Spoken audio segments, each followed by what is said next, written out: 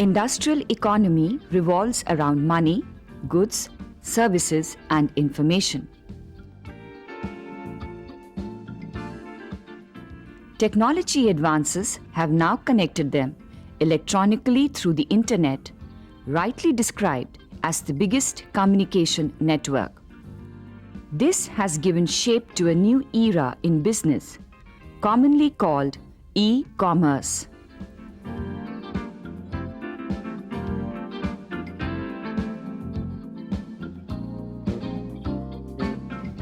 Traditional business transactions require a buyer and a seller and a business platform to commence and close the transactions.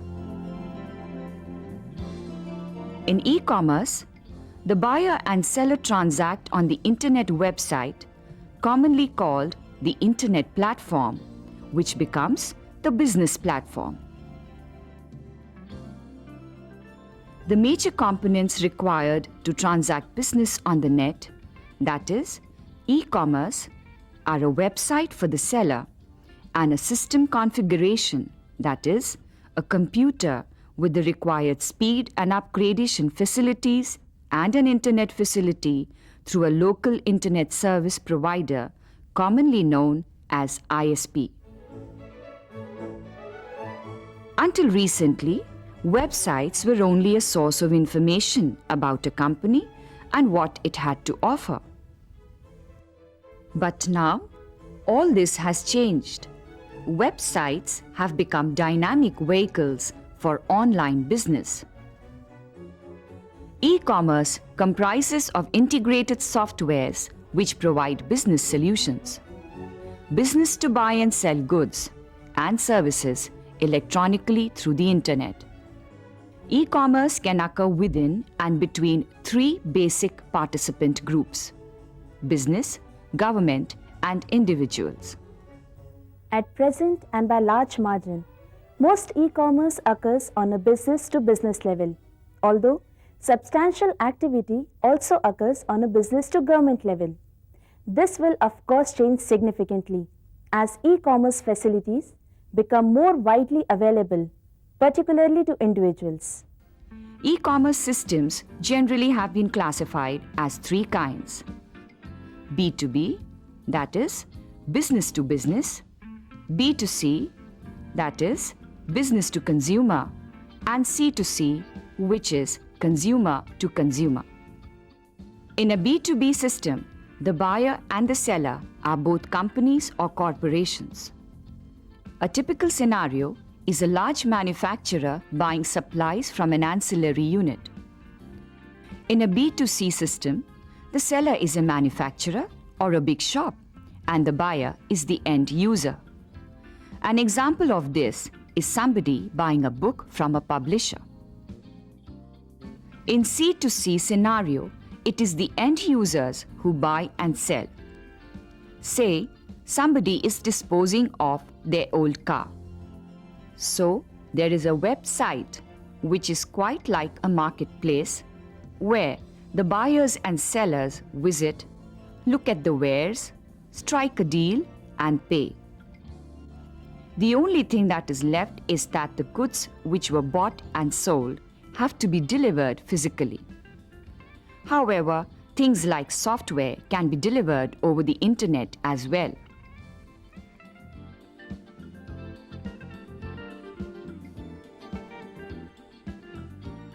But who pays for these websites? They must be quite expensive to build and operate. In fact, there are two avenues for revenue. First is through advertisement, like a newspaper, and second is through commissions, like a broking firm or a travel agent. Hence, it is very obvious that larger the number of visitors on the website, more will be the revenues. Typically, sites attract visitors by offering content like news, weather, tutorials on e-commerce, and services like email. B2B sites and C2C sites have a large number of smaller value transactions in rupees, and in B2B sites, the transaction tends to be larger in value.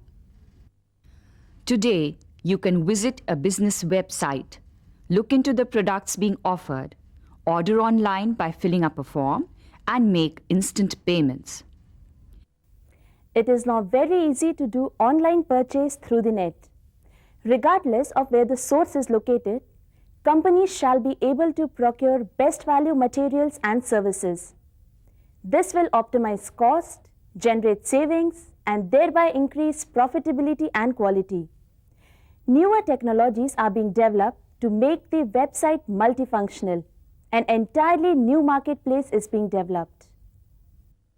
The seller may offer its products on the web, while the buyer logs onto the website and scrolls through the product's specifications and the pricing, and then places order as per the requirement. Terms and conditions of the business transactions are highlighted on the seller's website, and once the buyer agrees to the same, the order may be placed by filling a form and clicking acceptance to the terms and the conditions. In a traditional business transaction, the mode of payment varies by payment in cash, through check or pay order, or through demand draft. In general, the goods or services are made available to the buyer only when the seller is in receipt of the payment, and this may take a couple of days. In e-commerce, the entire transaction is completed on the net itself, and the buyer has the option of making his payment to the supplier by any of the following modes. Payment in cash, deposited in a specified bank. Here the seller is confirmed of the credit in his account through net banking facilities availed by the seller with the bank. Payment through check or pay order or demand draft deposited for collection in the seller's specified bank. The seller is able to confirm the credit through his net banking facilities with his bank. Payment through credit card or an international debit card, where the seller receives the payment through the corresponding bank. Payment through the payment gateway, where the buyer also maintains his business act with the same bank. In this case, the buyer's account gets debited and the seller's account gets credited, and the payment is immediate. E-commerce not only speeds up the entire process of business transaction, but also provides more options to the buyer to make his payments to the supplier. At the same time, the cost of the seller to sell his products get reduced substantially, as the cost of the internet as a business platform is far less as compared to a traditional seller's business point. Some businesses are more suited to sales and delivery via e-commerce. A music lover sitting at home would enter the website of a music store and buy his favorite collection and make the payment through one of the payment modes, and thereby receive his collection right at his doorstep within minutes of the transaction.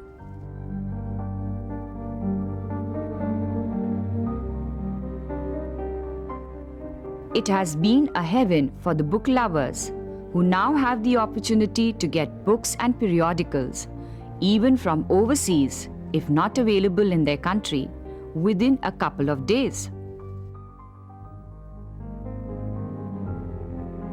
Software can be downloaded immediately, subject to payment being made online through credit card or debit card or through the payment gateway.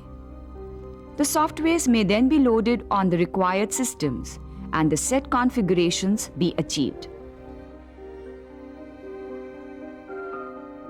You can, within the privacy of your home, log on to the website of a travel agency and thereby not only get the information but also finalize and confirm hotel bookings for your annual holidays. Perhaps the most happening place in e-commerce are the financial services or the banking websites. Internet banking has revolutionized the entire banking transaction. Net banking has added a new dimension to e-commerce. Instant finance can be availed on cars, consumer durables, etc. Fixed deposits can be made through the websites of financial institutions and banks, all strengthening the individual e-commerce business transactions.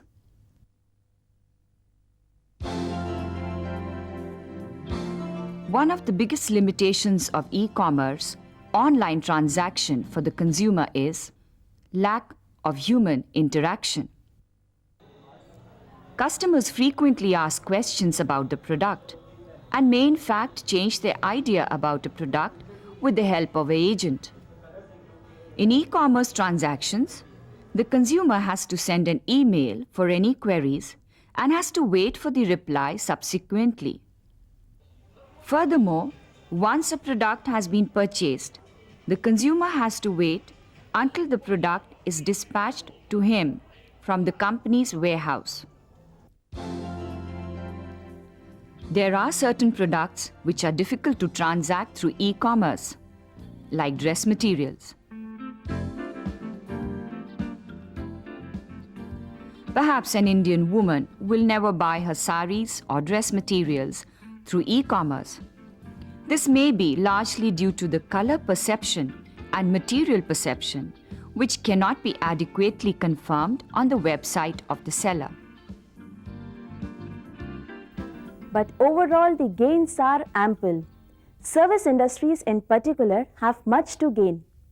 Most organizations can already take the advantage of Internet's potential to reduce the communication cost, encourage closer links among organizations in different locations, find relevant business information and contact, and even streamline purchase and supply management. Now let us take a look at the type of products that are bought through e-commerce.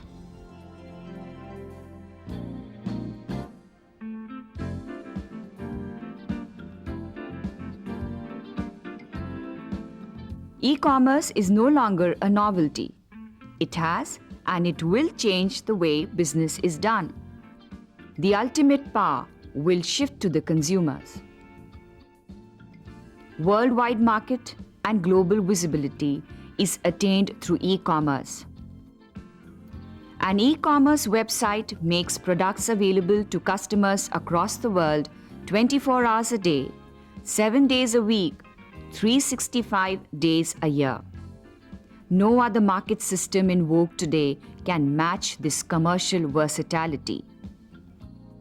Some of the benefits of e-commerce can be listed as low operating cost, better inventory control, improved delivery of goods and services, increased accuracy of data, better cash flow, improved management of business information, product or service differentiation, increased responsiveness of consumers, improved ability to target new opportunities.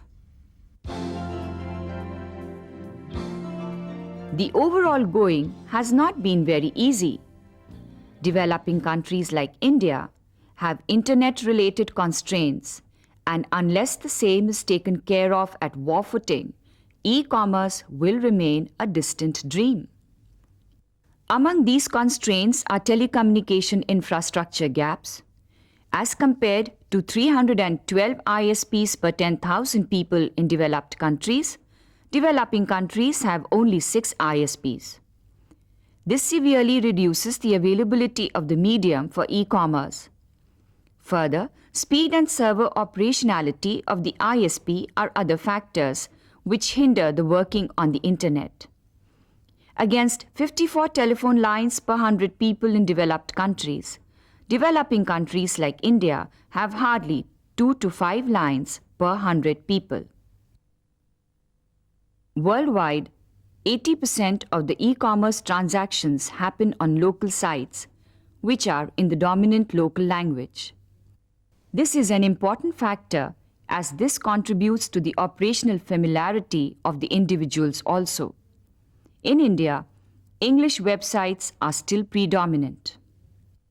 As a result, the number of purchases done through e-commerce in the past 1 year are 20 times or more, 6%, 10 to 19 times, 6%, 5 to 9 times 12% and 1 to 4 times 76%. Loss to secure transactions will generate more confidence among the business entities and the individuals to interact more through e-commerce. The Information Technology Act, which came into existence on the 15th of August 2000, addresses many such issues which were needed to facilitate e-commerce transactions. Cybercrime has now been recognized as a punishable offense. Electronic documents can be considered legal, and at the same time, digital signatures will constitute a valid identity. Needless to mention, security and confidentiality of transactions are equally essential, as they are necessary ingredients of any business transaction. Commercial and government enterprises are reluctant to use internet for e-commerce because of security concerns. Especially in B2C system, the consumers are worried about credit card theft, privacy of their personal information, and unacceptable network performance. But e-commerce is not a passing trend. It has already made deep roots in business transactions worldwide.